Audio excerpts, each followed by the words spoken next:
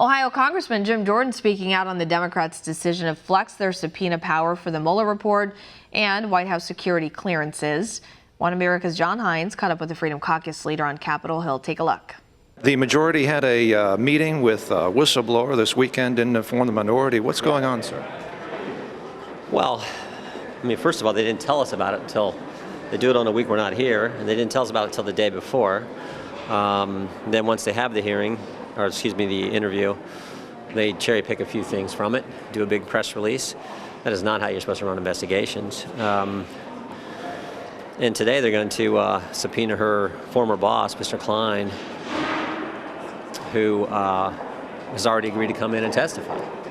So, I mean, this is not how you run an investigation. I would say, but this is what happens when your first big hearing with Michael Cohen is a flop. The Mueller report's not the bombshell that they thought it was going to be. So they jump to, this security clearance issue and issue a big press release after talking to one witness. So that's just the way Democrats are going to operate, because all they care about is trying to get the president instead of trying to help the country. So they've suggested that there were inappropriate security clearances. Is that essentially what they're saying? Well, supposedly Ms. Newbold has talked about 25 individuals that she had concerns about getting a security clearance. She couldn't name really any of them. Supposedly there's some list somewhere. So we'll see. But we should do a real investigation. We shouldn't do this partisan, cherry pick a few sentences from her testimony and make a big press statement about it. And so today in this hearing, you're going to be doing what? They're going to subpoena Ms. Newbold's boss, a guy named Mr. Klein, former boss, I should say. But he's already agreed to come. Since when do you start subpoenaing people who've said, I'll come in voluntarily? So, but again, that's the way the Democrats want to operate. Finally, also in your other committee, just down the hall, they're issuing a subpoena. What's going on with that, about the Mueller report?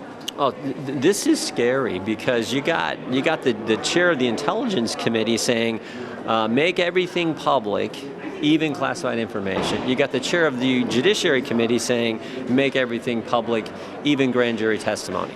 Now that's just, I mean, Ratcliffe was making this point yesterday, and I thought he made it well. That is not how it's supposed to operate. But again, they are so consumed with this idea of getting President Trump that they're willing to say, classified information, make it public, grand jury information, make it public.